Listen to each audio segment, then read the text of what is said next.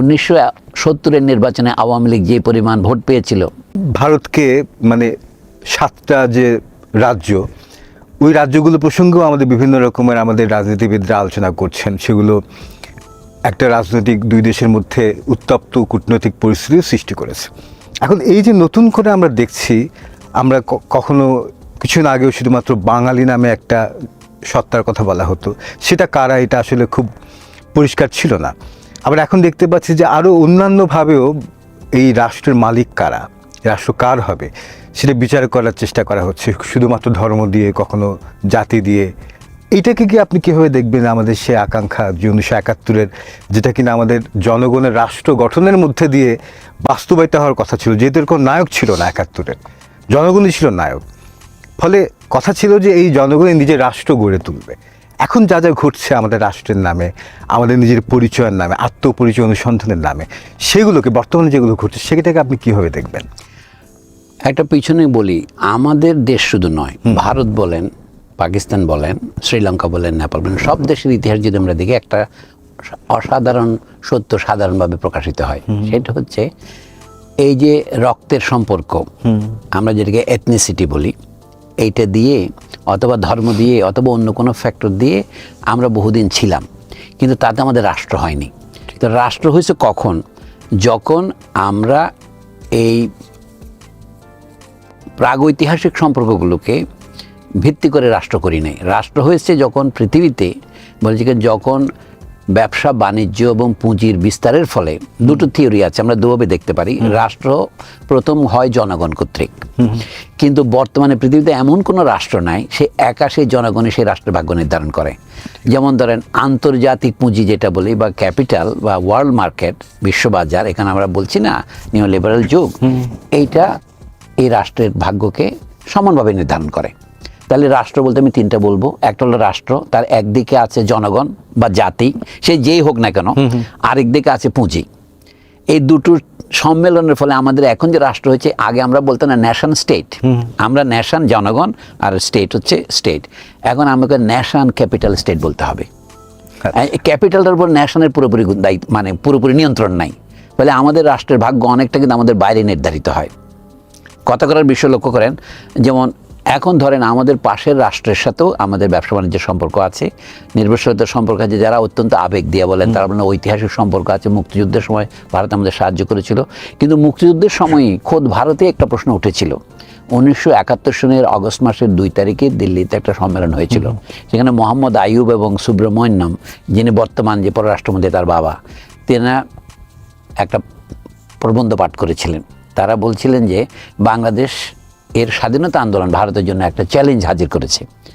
প্রথম চ্যালেঞ্জ হচ্ছে, বাংলাদেশ যেহেতু স্বাধীন হতে চাচ্ছে, জনগণের আকাঙ্ক্ষা, এটা হচ্ছে মোক্ষম সময় যে পাকিস্তানকে দুটুকরা করা যাবে, এবং সেটা করা যাবে পাকিস্তানের দোষেই। সুতরাং এইটা ভারতের জন্য একটা শুভ ফল বয়ে নিয়ে আসবে, একটা বড় শত্রু দ্বিখণ্ডিত হবে। হ্যাঁ, না, ঝুঁকিটা বললো এটা যে বাংলাদেশ যে প্রিন্সিপালের ভিত্তিতে স্বাধীন রাষ্ট্র হচ্ছে, এই প্রিন্সিপাল যদি ভারতবর্ষের অন্যান্য জাতি অনুসরণ করে, তাহলে ভারত বিচ্ছিন্নতার মুখোমুখি হবে। তখন তারা সিদ্ধান্ত নিল দুটোর মধ্যে আমরা কোনটা নেব। তারা বলছে না, তারপরেও আমরা আগে বাংলাদেশের স্বাধীনতাকে সমর্থন করি। এটা তারা সুবুদ্ধির পরিচয় দিয়েছেন। কিন্তু তার যে নৈতিক ফলাফল, সেটা হচ্ছে যে বাংলাদেশ যে প্রিন্সিপালে স্বাধীন হয়েছে, সেটা কি জাতির আত্মনিয়ন্ত্রণের অধিকার। তো বাংলাদেশ যে অধিকারের জাতি, সেরকম বহু অধিকারের জাতি, কাশ্মীর থেকে শুরু করে পূর্ব ভারত থেকে শুরু করে অনেক জায়গায় হতে পারে। তো সেইটার মোকাবেলা করার জন্য বাংলাদেশ কি করবে? বাংলাদেশের ক্ষুদ্র রাষ্ট্র, বাংলাদেশ বলছে, বাংলাদেশের উদাহরণটা হবে, আহমদ সাহেব কথা বলতেন, নৈতিক। ঢাকায় যদি রাজধানী করে একটি রাষ্ট্র বিকশিত হয়, সমৃদ্ধশালী হয়, এবং মনে করা হয় যে এরকম জাতিরাষ্ট্র সম্ভব, তাহলে অন্যান্য জাতি যদি তার আদর্শ অনুসরণ করে, 50 বছরে নয়, 100 বছরে নয়, 500 বছরেও করে, তাহলে ভারতবর্ষের যে জাতীয় সমস্যার যে অসমাপ্ত সমস্যা রয়েছে, সেটার সমাধান হবে। নৈতিক দৃষ্টান্ত হিসেবে বাংলাদেশ, আহমদ সাহেব বলতেন, 1947 আমাদের জাতীয় সমস্যার সমাধান করেনি। ভারতবর্ষের দুটি মাত্র জাতি, একটা হিন্দু একটা মুসলমান, এটা বৈজ্ঞানিক সমস্যা নয়, এটা সমাধানও নয়। কারণ সমস্যার গোড়ায় না গেলে সমাধান করবেন কীভাবে আপনি? বরঞ্চ ভারতবর্ষ হচ্ছে বহু ভাষার দেশ এবং বহু ধর্মেরও দেশ, কিন্তু আপনি ভারতবর্ষে 25টা ধর্ম হলে 25টা রাষ্ট্র করতে পারবেন? তা পারবেন না। কিন্তু ভারতবর্ষ ঐতিহাসিকভাবে কী ছিল? 4-5টা অঞ্চলে বিভক্ত ছিল। মানে ইংরেজরা যে পরিমাণ ভারতকে ঐক্যবদ্ধ করেছে, মুঘলরা অতটা পারেনি। ইংরেজরা ভারতের বাইরের অংশ, এই নাগাল্যান্ড, মিজোর, এগুলিকে এনেছে, তারা অরুণাচলকে এনেছে, এমনকি আসামেরও সবটা মুঘলরা আনতে পারেনি, সেটা এনেছে। এই কারণে এমনকি কন্যাকুমারিকা পর্যন্ত কেউ অনেকে যেতে পারে না, ইংরেজরা ততটুকু গিয়েছে। কাজে ভারতের ঐক্যটা ইংরেজরা বিধান করার পর তারা বললো কি ভারতকে দুভাগে ভাগ করে দিয়ে চলে গেল, ইন্ডিপেন্ডেন্স অফ ইন্ডিয়া অ্যাক্ট করে। কিন্তু তিনটা করলো না কেন?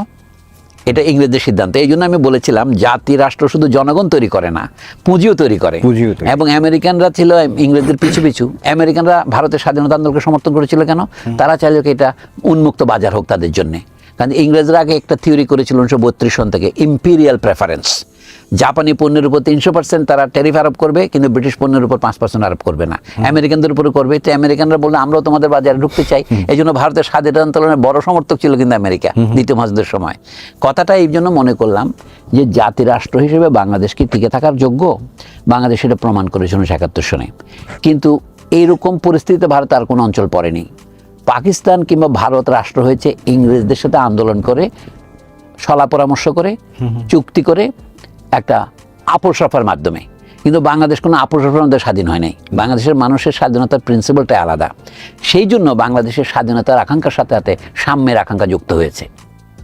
ফরাসি বিপ্লবের প্রথম স্লোগান ছিল স্বাধীনতা তারপরে সাম্য। বাংলাদেশের প্রথম প্রিন্সিপাল সাম্য তারপরে স্বাধীনতা। মানবিক মর্যাদা মানে স্বাধীনতা ধরছি আমি। ওদের ছিল লিবার্টি, ইকুয়ালিটি, ফ্রেটার্নিটি। আমাদের ছিল আগে ইকুয়ালিটি, দেন লিবার্টি, দেন ফ্রেটার্নিটি। আমাদের ফ্রেটার্নিটির নাম হয়েছে সামাজিক সুবিচার, আমাদের লিবার্টির নাম হয়েছে মানবিক মর্যাদা। আর ইকুয়ালিটিটা সমান আছে, কিন্তু লোকেরা আমরা স্প্লেস করেছি। কিন্তু বাংলাদেশ স্বাধীন হওয়ার পর যে রাষ্ট্রটা আমরা গঠন করলাম সেটা প্রথমে এই আদর্শের সাথে বেইমানি করলো। উদাহরণ, যে সংবিধানটা এখনও আছে বাংলাদেশে, যে 72 সন রচিত, সেই সংবিধানের ত্রুটিটা কি? এইটা হচ্ছে একটা ব্যুরোক্রেটিক আমলাতান্ত্রিক সংবিধান। এই আমলাতন্ত্রের নাম কি? নির্বাহী বিভাগ। সেইটা সংবিধানের 4th ভাগ হলো। কিন্তু মার্কিন দেশের মতো দেশ, যেটা বাংলাদেশের মতো মুক্তিযুদ্ধ করে স্বাধীন হয়েছিল অষ্টাদশ শতাব্দীর শেষে, তাদের সংবিধানের প্রথম অংশ হচ্ছে আইনসভা, তারপরে হচ্ছে রাষ্ট্রপতি, তারপরে হচ্ছে বিচার বিভাগ। এর বিন্যাসে বোঝা যায় আমেরিকা হচ্ছে কি আইনসভা ভিত্তিক রাষ্ট্র। সেই আইনসভার 2 কক্ষ আছে, হাউস অফ কমন্স বা হাউস অফ রিপ্রেজেন্টেটিভস এবং সেনেট, ইংল্যান্ডে যেটা হাউস অফ লর্ডস। এটাই আমাদের দেশে হাউসটাকে দেওয়া হয়েছে পরে, আগে রাষ্ট্রপতি অথবা প্রধানমন্ত্রী। এই জিনিসটা ঘোড়ার আগে গাড়ি জোতা যেমন বলে না, আমাদের সংবিধান যে শুরু থেকেই জনগণের স্বাধীনতাকে লুণ্ঠন করেছে, এটা তার একটা, আমি বলি প্রতীকী বহিঃপ্রকাশ। এই জন্য বলি বাংলাদেশে প্রথমেই যেটা বধ করা হয়েছে সেটা হচ্ছে সাম্যের আকাঙ্ক্ষাকে বধ করা হয়েছে, এমনকি স্বাধীনতাকেও। তার উভয়ের জায়গায় কী দিয়েছে? উন্নয়ন। উন্নয়ন শব্দটা ব্রিটিশ আমলে চালু হয়নি, তখন পর্যন্ত ইমপ্রুভমেন্ট বলতো। ডেভেলপমেন্ট কথাটা দ্বিতীয় মহাযুদ্ধের পরে চালু হয়েছে। আমরা সেটাকে ব্যবহার করেছি স্বাধীনতার পরিপূরক বা সমার্থক হিসেবে নয়, তার বিপরীতার্থক হিসেবে। যে আপনাকে উন্নয়ন দিয়েছে তো কিসের স্বাধীনতা দরকার আপনার? আপনার সাম্য তো দূরের কথা, উন্নয়নকে, উন্নয়ন মানে হচ্ছে পাকিস্তান বলে a metric of growth, not a metric of distribution. অর্থাৎ কতটা সমাজে সম্পদ বাড়ছে সেইটা শুধু একটা মোটা হিসাব করবেন, মাথা পিছু ভাগ করবেন পাটিগণিত দিয়ে, কিন্তু এটা সমাজের বিভিন্ন অংশের মধ্যে কিভাবে যাচ্ছে এটা করে নাই। যার পরিণতিতে পাকিস্তানের মধ্যে বিচ্ছেদ এসেছে 2 অংশের মধ্যে, কিন্তু সমাজের মধ্যে কম বিচ্ছেদ তৈরি হয়নি। এখন আসুন জাতিকতাটা কেন আসছে? সারা ভারতে অনেকগুলো জাতি আছে। পাকিস্তান হয়েছিল, পাকিস্তান কোনো একটা জাতি হয় নাই। ভারত যেমন একটি মহাজাগতিক রাষ্ট্র, অনেক বহুজাতিক রাষ্ট্র, পাকিস্তান একটা বহুজাতিক রাষ্ট্র ছিল। এই সত্যকে স্বীকার না করার ফলেই পাকিস্তান ভেঙেছে। কিন্তু ভারত ভাঙেনি কেন? ভারত গণতন্ত্রের একটা ফ্যাসাদ, মুখোশ রক্ষা করেছে। বছর পর বছর নির্বাচন দিয়েছে 5 বছর পর পর, কিন্তু তারাও জাতীয় সমস্যার সমাধান করতে পারেনি। একটা সাধারণ উদাহরণ দিই, 1952 সনে অন্ধ্রপ্রদেশ কীভাবে তৈরি হলো। তারা আগে অন্ধ্রপ্রদেশ ছিল আপনার তামিলনাড়ুর অংশ, কিন্তু অন্ধ্রপ্রদেশের লোকেরা, শ্রীরাম আলু বলে এক ভদ্রলোক যিনি অনশন করে 85 দিন পরে মারা গেলেন, তার মারা যাওয়ার 3 দিন পরেই নেহেরু প্রস্তাব দিল কি এখন ভাষাভিত্তিক প্রদেশ হবে। সেই প্রতিশ্রুতি কংগ্রেস কিন্তু 1920-এর দরে দিয়েছিল। সেই প্রতিশ্রুতি না রাখার ফলেই অন্ধ্রপ্রদেশে একজন লোককে শহীদ হতে হলো, যিনি রাজনৈতিক নেতা, শ্রীরাম আলু, পট্টি শ্রীরাম আলু বলে। তো সেই ঘটনার থেকে আমাদের দেশের লোকে মনে করি আমরা শুধু ভাষার জন্য রক্ত দিয়েছি। এটা 1952 সনের ঘটনা, এটা অক্টোবর, নভেম্বর, ডিসেম্বর মাসে হয়েছে এই ঘটনা, আর আমাদের এখানে ফেব্রুয়ারিতে হয়েছে। সেই জন্য বলছে ভারতবর্ষে জাতীয় সমস্যা অনেক প্রবল। বাংলাদেশ তাদের সামনে একটা মাথা ব্যথা হয়েছে ওই কারণে যে বাংলাদেশের নৈতিক উদাহরণ তাদের জন্য বিপজ্জনক। বাংলাদেশের পরমাণু শক্তি নেই, বাংলাদেশ সামরিক শক্তিতে কারোর সাথে লড়াই করতে প্রস্তুত নয়, কিন্তু বাংলাদেশ তার স্বাধীনতা রক্ষা করতে প্রস্তুত। এটা ভুলে গেলে কিন্তু বিপদ হবে। আমাদের এখানে বর্তমানে যে সাময়িক রাজনৈতিক অনৈক্য, প্রায় আমি বলবো নৈরাজ্যের অবস্থা দেখা দিয়েছে, এটা অনেককে অসাবধানী করে তুলতে পারে। কিন্তু এটা মারাত্মক ভুল করবে যদি কেউ এই সিদ্ধান্ত করে। বাংলাদেশ ঐক্যবদ্ধ হতে জানে, 1971 যেমন দেখিয়েছে, এবং 47 সনেও। এইটা লোক এখন অস্বীকার করতে কেন চায় জানে না। 1970-এর নির্বাচনে আওয়ামী লীগ যে পরিমাণ ভোট পেয়েছিল শতকরা হিসাবে, 1946 সালের নির্বাচনে মুসলিম লীগ তার চেয়ে বেশি পেয়েছিল। আমরা একই সঙ্গে আরেকটা প্রশ্ন আমার মাথায় আসছে যে এই যদি এক হিসেব করে দেখি যে 1971 থেকে বর্তমান কিছু আগ পর্যন্ত 2024-এর আগ পর্যন্ত বাংলাদেশ মূলত আমাদের চিন্তা জগৎ শাসিত হয়েছিল কয়েকটা ন্যারেটিভতে, যে বাঙালি জাতীয়তাবাদ, বাংলাদেশি জাতীয়তাবাদ, এবং অপরটা হচ্ছে যে যদি বলি যে সাম্যবাদী ধরনের যে শ্রমিক কৃষকের মুক্তির ন্যারেটিভ। এই তিনটা ন্যারেটিভ দিয়ে শাসিত হয়েছিল তো এক হিসেবে চিন্তা করি আমরা। 2024 থেকে, তার আগে থেকে অবশ্যই সে প্রক্রিয়া শুরু হয়ে গেছে যে অনেকগুলো ধারণা সামনে এসে, যে পালনবাদের কথা বলা হচ্ছে, দায়দর্দের রাজনীতির কথা বলা হচ্ছে, এবং এরকম আরও কিছু ভাবনা আমরা দেখতে পাচ্ছি যেগুলো আগের যে তিনটা ন্যারেটিভের কথা বললাম তার বাইরে। এখন আপনার কি মনে হয় যে এই ন্যারেটিভগুলো কি স্যার, যে এগুলো প্রকৃত অর্থে কোনো বাস্তব অর্থ ধারণ করে, বা এগুলো যদি ধারণ করে থাকে, আমরা আমাদের যারা এই ন্যারেটিভগুলো, ভাবনাগুলোকে সামনে এনেছেন, আমাদের বর্তমান রাজনীতির মধ্যে যে 2024-এর জুলাই থেকে তারপর থেকে যে অগ্রগতি, সেটা থেকে এটার কোনো ছাপ পড়েছে এরকম ভাবনাগুলোর, যে ভাবনাগুলো নতুন কোনো ধারণা জন্ম দিচ্ছে যেগুলো আমাদের আগে ছিল না? না, দুনিয়া তো কোনো কিছুই তো একেবারে আসমান থেকে নাজেল আর হবে না। এখন শেষ নবীর পরে তার কোনো ওহী নাজেল হয় না, আমি তো জানি। আমাদের যা কিছু অভিজ্ঞতা, আমি অভিজ্ঞতার উপর গুরুত্ব দিই, সেখান থেকে আমরা শিক্ষা লাভ করি। এবং প্রাচ্যের যারা আগে মানে পয়গম্বর তুল্য ছিলেন, বড় বড় প্রচারক, যেমন গৌতম বুদ্ধ, লাও ত্সে, কনফুসিয়াস, আমরা প্রাচ্যের মনীষী বলতে পারি এদেরকে। এরা তাদের উদাহরণ দিয়ে শিখিয়েছিলেন, তাদের জীবনের উদাহরণ দিয়ে তারা শিখিয়েছিলেন যে মানুষকে এভাবে জীবনযাপন করতে হবে। তো আমরা সেভাবে যদি শিক্ষা নেই আমাদের এখান থেকে, বর্তমান যুগের পরিপ্রেক্ষিতে আর কি, আমাদের সব কিছু ব্যাখ্যা করতে হবে। যে শব্দগুলোর সময় দায় ও দরদ, পালনবাদ, এগুলি নতুন কথা মনে হতে পারে, আসলে এগুলি নতুন নয়। এই জন্য বলা হচ্ছে এই পালনবাদ কথাটা হচ্ছে রবুবিয়তের একটা অনুবাদ, অর্থাৎ আল্লাহ যত প্রাণী তৈরি করেছেন তাদের জন্য খাদ্য তৈরি করেছেন, কিন্তু তিনি তো খাদ্য তাদের মুখের উপর খাওয়াই দেন না, তাদেরকে তো আহরণ করতে হয়। এটা মানুষ শ্রম দেয়, এই শ্রমের মাধ্যমে সে ফসল উৎপাদন করে। আমাদের এখানে এত ঘন জনবসতি কেন? এখানে জীবন ধারণ অনেক সহজ ছিল, কিন্তু তারপরেও এখানে যুগে যুগে বিদেশিরা হামলা করেছে এবং আমরা নিজেদের স্বাধীনতা বারবার হারিয়েছি নানা যুগে। বর্তমান যুগে আমাদের যে বর্তমান সম্পদ আছে, এ নিয়ে আমাদের একটা সুন্দর সমাজ গড়ে তোলা সম্ভব ছিল, কিন্তু সেটা হলো না কেন? 1947 সঙ্গে যদি গণনা করেন, 80 বছর গেল, প্রায় 80 বছর যাচ্ছে, ভারতে ব্রিটিশরা চলে গেছে, কিন্তু আমরা এখনও উঠে দাঁড়াতে পারিনি। প্রথম কারণ হচ্ছে আমরা একটা জাতীয় সরকার তৈরি করতে পারিনি। যে সরকার তার প্রথম দায়িত্ব হিসেবে গ্রহণ করবে দেশের দারিদ্র্য একেবারে দূর করা। দারিদ্র্য দূর করা বলতে আমরা বোঝাচ্ছি সবাই খেয়ে পরে থাকতে পারবে, যেটা বর্তমানে মাপকাঠি ব্যবহার করা হয় দারিদ্র্যের, সেই মাপকাঠিটা অত্যন্ত সংকীর্ণ। যে মাত্র 2200 কিলো ক্যালোরি, মানে দৈনিক একটা বড় স্যান্ডউইচ খেতে পারলে একজন মানুষকে আর দরিদ্র বলা যাবে না। তারা অথবা মাসে যদি হিসাব করেন 7-8 হাজার বেতন পাবে, সেই লোকের দরিদ্র নয়। সেই হিসেবে বলছে 20-30 জন লোক দারিদ্র সীমার নিচে। দেশের যদি মনে করেন সাক্ষরতার মাপকাঠি ধরেন, যে নাম দস্তখত করতে পারে না এমন লোকের সঙ্গে তারা বলছে 25 জনের বেশি। তো এই জিনিসগুলো কি ইঙ্গিত করে? আমরা কি এগিয়েছি? সবাইকে যদি আমরা অন্তত ন্যূনতম খাদ্য, ন্যূনতম শিক্ষা, ন্যূনতম চিকিৎসার ব্যবস্থা, জনসন্ধানের যাতায়াত ব্যবস্থা দিতে না পারি, এগুলি তো প্রমাণ করে যে আমাদের দেশে প্রকৃতপক্ষে কোনো উন্নতি হয় না। বিশেষ করে যখন পৃথিবী এত শিল্প পঞ্চম বিপ্লবে চলে যাচ্ছে, সেখানে আমরা এখানে পড়ে আছি কেন? আমাদের এখানে সব পাশ্চাত্যের টেকনোলজি আসছে, উন্নত দেশের যত প্রযুক্তি সব আমরা ব্যবহার করি, সেই গাড়ি ঘোড়া ব্যবহার করছি, বিমান ব্যবহার করছি, কিন্তু যে তিমিরে আছে জনগণ সেখানে আছে। এই জিনিসটাই হচ্ছে আমাদের প্রধান সমস্যা। কি সমস্যা? সম্পদ উৎপাদনের সমস্যা আমাদের আছে তো বটেই, কিন্তু তার চেয়ে বড় সমস্যা আমি মনে করি সম্পদ বন্টনের সমস্যা। জনগণের অধিকার বঞ্চিত করলে জনগণের প্রতিভা বিকশিত হয় না, ফলে আমরা সমাজের সকল অংশ থেকে মেধাবী লোকদের পাচ্ছি না। শিক্ষা থেকে দেশের শতকরা 25 জন লোক বঞ্চিত আছে বর্তমানে সরকারি হিসাবে, কিন্তু আমরা যদি হিসাবটাকে সত্যিকারে মাপ করি যে কয়জন লোক বই পড়তে পারে, কয়জন লোক লিখতে পারে চিঠি, এসব হিসেবে করলে আমরা শতকরা 25 জন শিক্ষিত পাবো না। 75 এখন বাড়াচ্ছে। এটা হলো সংখ্যাতত্ত্বের ঝিলিক মাত্র, ম্যাজিক। তো যা হোক, মূল বক্তব্য হলো বাংলাদেশ শুধু একা নয়, ভারত এত বড় দেশ, ভারতের কম শিক্ষিত অর্ধভুক্ত মানুষের সংখ্যা বাংলাদেশের চেয়ে বেশি। বাংলাদেশের মোট জনসংখ্যার চেয়ে দ্বিগুণ হবে ভারতে অর্ধভুক্ত লোকের সংখ্যা। অর্থাৎ তার মানে ব্যাপারটা শুধু বাংলাদেশে সীমিত হলে আমি বলতাম এটা বাংলাদেশের একার সমস্যা।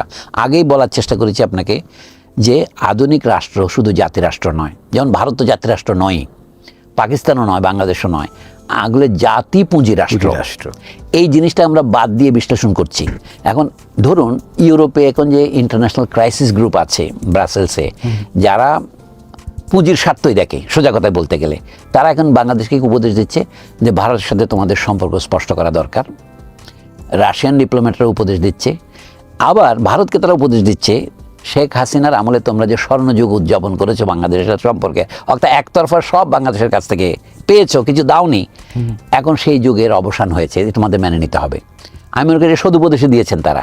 বাংলাদেশে এখন নির্বাচন হবে, তারা বলছেন নির্বাচনের মাধ্যমে যদি আরেকটি সরকার ক্ষমতায় আসে তার সাথে তোমাদের একটা সমঝোতার সুযোগ আছে, সেটা গ্রহণ করো।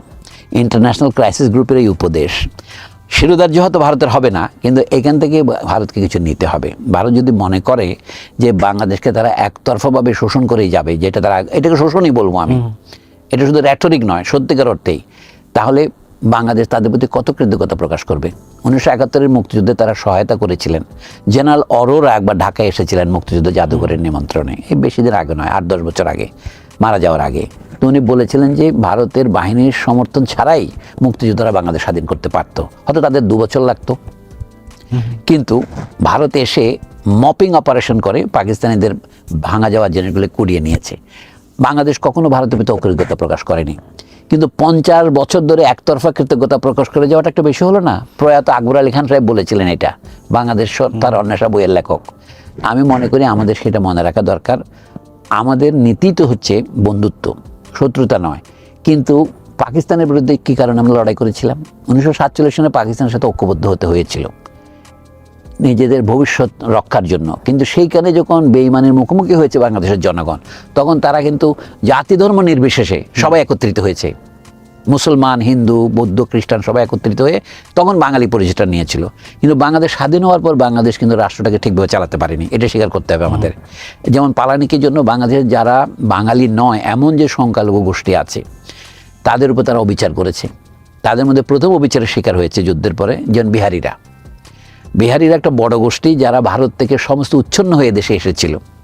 বিহারি বলবো না আমি, উর্দুভাষীরা ভারতের নানা অঞ্চল থেকে এসেছেন।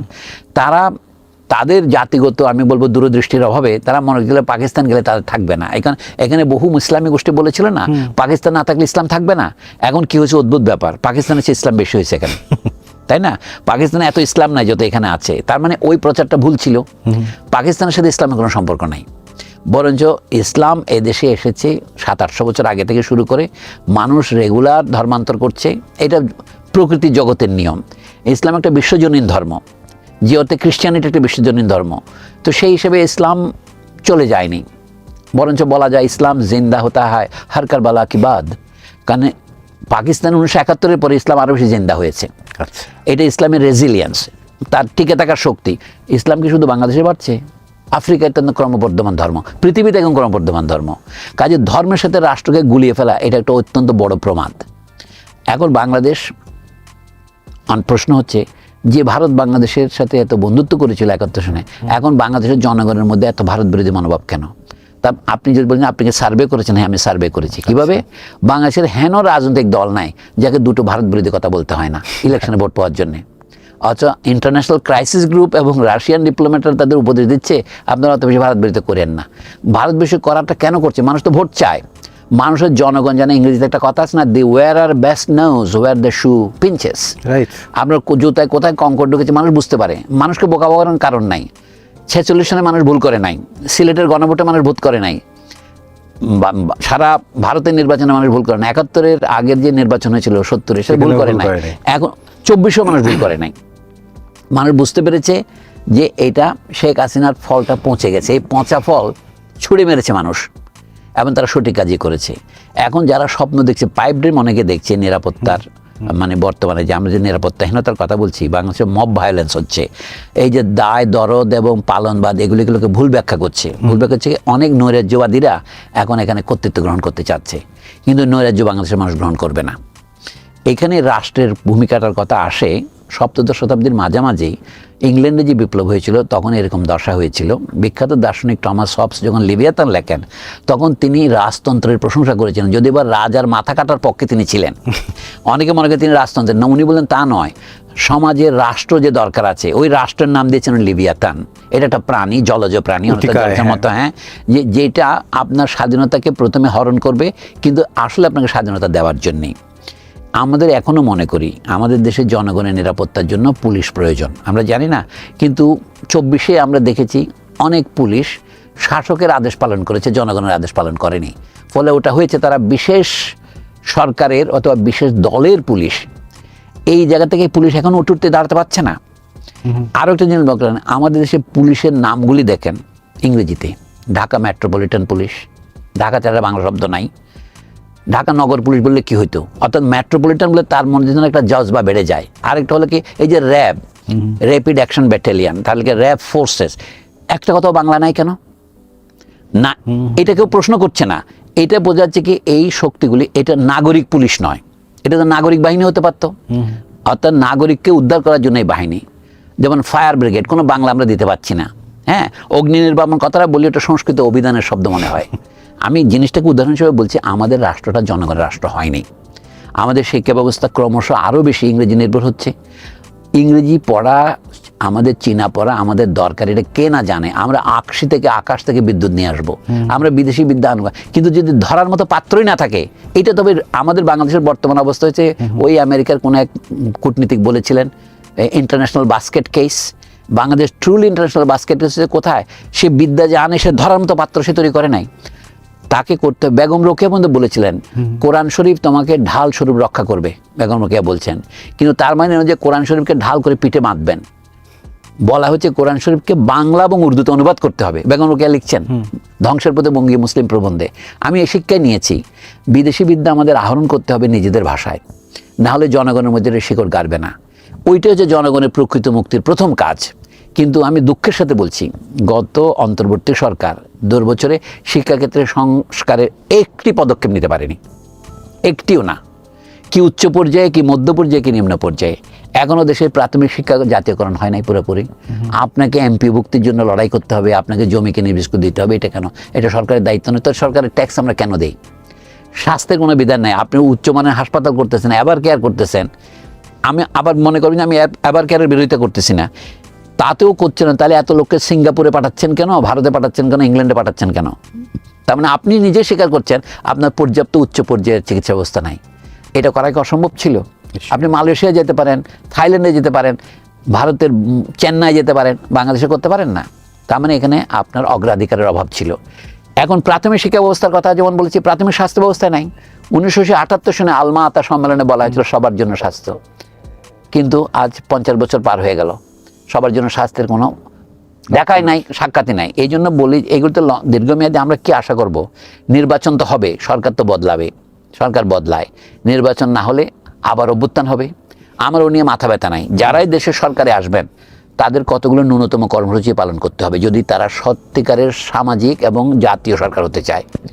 তাদের করতে হবে শিক্ষার অধিকার দিতে হবে, চিকিৎসার ব্যবস্থা করতে হবে, এবং জনগণের মানুষের একটা বাসস্থান থাকবে। এটা তো ন্যূনতম মানবিক অধিকার। এটা থাকবে না কেন?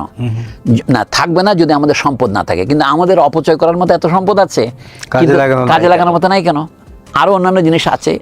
আমি সবচেয়ে আমার যেহেতু ঢাকা শহরে থাকি কপাল দোষে, তো ঢাকা শহরে আপনিও থাকেন আমিও থাকি। দেখেন এখানে একটা এই জায়গা থেকে এখানে আসতে আমাদের উত্তরা থেকে বাংলা মোটর আসতে 2 ঘন্টা লেগে যায়। বলে আমরা শতকরা 5 জন লোক পরিবহন করতে পারে এমন একটা মেট্রো রেল করেছি। তো এটা মেট্রো রেল করেছি, তাতে দুর্নীতি হয়েছে, সেগুলো স্বতন্ত্র কথা, কিন্তু এই মেট্রো রেল তো কাজে লাগছে। তাহলে মেট্রো রেল আপনি শুধু 1 লাইনে করবেন আর 5 লাইনে করবেন না কেন? আধুনিককালে এটা করা সম্ভব ছিল। এই ধরনের গণপরিবহন যে নাই, গণশিক্ষার ব্যবস্থা নাই, গণচিকিৎসার ব্যবস্থা নাই, তাদের বলছে এই রাষ্ট্র হচ্ছে একটা মুষ্টিমেয় সুবিধাবাদী লোকের জন্যে, নতুন মধ্যবিত্ত শ্রেণীকে কিছুটা লাই দিয়ে এই সরকার চলছে, এই রাষ্ট্র চলছে, এই দেশ চলছে। এটার একটা অবসান হবে, সেইটা আমরা লক্ষ্য করবো আগামী নির্বাচনের পরে কী করে। তাতে যদি না হলে কিন্তু একই ঘটনার পুনরাবৃত্তি হবে। আমরা সামান্য মানুষ, বড় বড় কথা বলা তো আমাদের মানে, আমরা তো আদার ব্যাপারী। আমি জাহাজের খবর তো রাখি না। তবে আমার মনে হয় বাংলাদেশের আর কোনো বিকল্প নেই, সামনে এগুতে হবে। এবং নির্বাচন বাংলাদেশে এখন হবে কি হবে না সেই জল্পনাও বিরাজ করছে। মির্জা ফখরুল ইসলাম আলমগীর সাহেব সেদিন বললেন এখনও লোকের মনে সন্দেহ আছে নির্বাচন হবে কি হবে না। আমার মনে হচ্ছে নির্বাচন হবে কি হবে না হচ্ছে অনেকটা এরকম বাংলাদেশকে টিকবে কি টিকবে না। ভারতের কোনো এক ব্রিগেডিয়ার জেনারেলের বক্তব্য শুনলাম বাংলাদেশ মানচিত্র থেকে মুছেই যাবে। দুনিয়া যদি এত সহজ হতো আমি যদি একদিন ভূমিকম্প ফলে গোটা ভারতবর্ষ মানচিত্রের নিচে না চলে যেতে পারে, সম্ভাবনাও আছে। সেই জন্য আমরা এগুলিকে বলবো রাজনৈতিক হুঙ্কার মাত্র। বাস্তব সমস্যা হচ্ছে বাংলাদেশ কারোর সাথে বিরোধ চায় না, কিন্তু বাংলাদেশকে তার জন্য একটা শর্ত পূরণ করতে হবে। তার সমাজের ভিতরে যে অভ্যন্তরীণ যে বৈষম্য, আমি বারবার বলবো অসাম্য, এবং বলতে গেলে যে বাংলাদেশের যে নিষ্ঠুরতা বিরাজ করছে এইটার অবসান করতে হবে। এবং এই সামাজিক নিষ্ঠুরতা দমন করার পূর্বশর্ত হচ্ছে বাংলাদেশের রাষ্ট্রকে ন্যায় বিচারের উপর দাঁড় করাতে হবে। যদি বাস্তব ন্যায় বিচার, কাগজে কলমে না, ন্যায় বিচার মানে বাস্তবে ন্যায় বিচার প্রতিষ্ঠা করতে হবে। আমি বারবার বলি এটা কোর্টের বিচার নয়, সামাজিক ন্যায় বিচার। সামাজিক ন্যায় বিচার মানে সমাজের যার যা ভূমিকা তাকে সে ভূমিকা অভিনয় করতে দিতে হবে, যার যা প্রাপ্যতা তাকে দিতে হবে। এটা মার্কসের সেই পুরনো সমাজতন্ত্রের প্রিন্সিপালের মতো, যার কাছ থেকে যা পাবেন তাকে সেই অনুপাতে দেবেন, from each according to his contribution to each according to his need. এটা করতে হবে। তো এটা বোধহয় আমরা যে পুরনো সমাজতন্ত্রের স্বপ্ন, সমাজতন্ত্রের কথা আপনি পছন্দ নাও করতে পারেন।